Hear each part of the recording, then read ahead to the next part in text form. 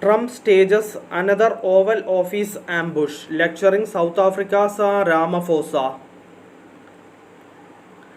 President Cyril Ramaphosa came to the White House looking to persuade President Donald Trump to stop floating the conspiracy theory that there is a genocide against white people in South Africa.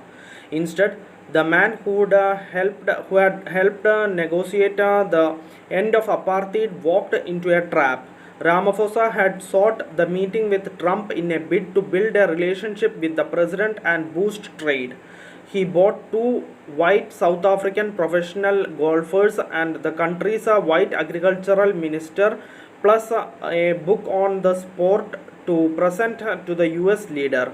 If there was Afrikaner farmer genocide, I can bet you these three gentlemen would not be here, he said. Trump asked that the lights be dimmed and teed up a video that purported to back up his claims that white farmers are being targeted. Among its images was a leftist South African opposition leader Julius Malema chanting "Kill the Boer," which means farmer in Afrikaans. Each one of those white things you see in a cross, and there is approximately 1,000 of them, Trump said, as the video showed a field of white crosses representing white farmers' death. You are taking people's land away from them, and those people in many cases are being executed.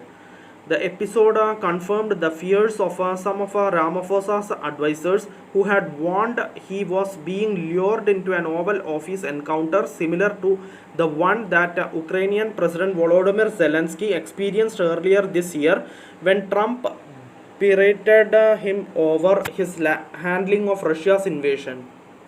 It was definitely an ambush because the program format was changed at the last minute. South African presidency spokesman Vincent Magwenya said in an interview after the meeting, "You could see inside the Oval Office that this was a well-planned, well-orchestrated operation.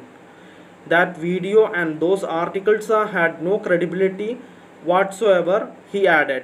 But from here onwards, we can now deal with substantive issues because they have made the point. They will feel good they have made the point.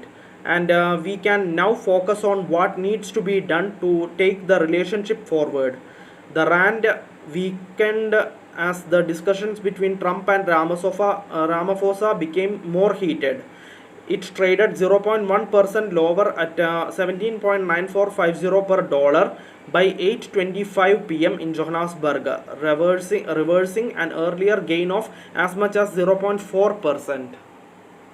3 decades after the end of white rule, during which black people were subjugated and excluded from commercial and political life, the income of white families is on an average almost 5 times as much as black families. Statistics South Africa said in a January report. White people own more than 70% of rural land owned by individuals, even though they make up around 7% of the national population. Killing of farmers, another specter raised by Trump, have been falling over the last 20 years. That's even as more than 27,000 people are murdered annually in South Africa, with a disproportionate number of victims being young men in low-income areas, including predominantly black townships. No land has been seized by the state since apartheid ended.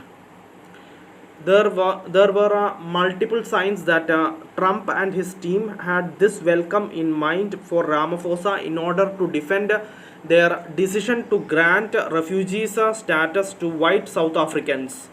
At the last minute, the administration changed the program to put the leaders in front of press cameras instead of first having a private meeting. The television that played the video was pre-positioned to the side of the leaders, unusual for an Oval Office sit-down with a foreign leader. As Ramaphosa defended himself, Vice President J.D. Vance handed Trump a stack of paper he said backed up his views. The White House official X account almost immediately posted the exchange with the caption, President Trump always brings the receipts. The head of AfriForum, the fringe Afrikaner group that lobbied the first Trump administration and helped plant the seed for some of the president's claims, said the video was similar to some of their own content. I think it's the White House only on compilation of a video material that we have also used, said Kelly Creel, chief executive of AfriForum in a voice note. The group hasn't claimed there is a genocide of white Afrikaners and hasn't taken Trump up on his offer of asylum. But I think it was important, he added, because it put issues like property rights and infringement of human rights through racial measures, and also this kills the Boer question on the table. The reality is that they know that what they are claiming is not true, said Magvenia, the South African spokesman. However, President Trump was never going to back down from a claim that he has consistently made, and it is a claim that aligns with his constituency. Obviously, Ramaphosa had initially struck an upbeat tone at the meeting, calling for a reset in ties between the two countries and to advance trade. And after the video aired, Ramaphosa kept his cool and didn't push back too hard on Trump, unlike Zelensky. He stressed the necessity for the countries to work together, and as reporters were ushered out of the room, said they don't like to leave. They like you so much. At a post-meeting media briefing, Ramaphosa again tried to put a positive spin on the ordeal. He said they would have constructive closed door talks about continuing to engage on trade, and expressed confidence that he would see Trump at the gathering of a group of 20 leaders in Johannesburg in November. But the US didn't commit, and top people have skipped G20 meetings in the run-up to the leaders' summit. On the issue of genocide in South Africa, Ramaphosa said he didn't think Trump was convinced it was happening. Much as he flighted the video and all those press clippings, in the end I do believe that there is doubt and disbelief in his head about all this. Ramaphosa also responded to a question about Trump's comparison of his claims about white farmers to apartheid. Of course, it cannot be compared because there is just no genocide in South Africa, he said. Trump was joined in the room by his billionaire, Pretoria-born backer Elon Musk. Both have spread the conspiracy theory that the country that overcame apartheid is conducting a genocide against the white minority that once ruled it. We are completely opposed to that, Ramaphosa said in response to a question about whether he denounced the remarks from those who appeared in the video. Trump has objected to a land bill that Ramaphosa signed late last year that will make it easier for the government to expropriate private property if it's in the public interest. While similar to eminent domain laws in the US, the law in South Africa allows for expropriation without compensation in certain cases such as land that has been abandoned and state-owned property not in use. The South African president sought to explain the law and its relationship to the country's apartheid era.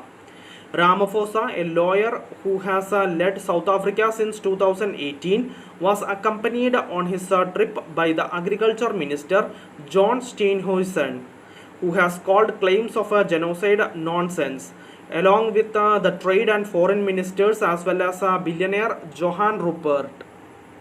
In February, Trump froze almost all aid to Pretoria, claiming it persecuted white Afrikaner farmers and took aggressive positions toward the US, including filing a court case in the International Court of Justice that accuses Israel of genocide.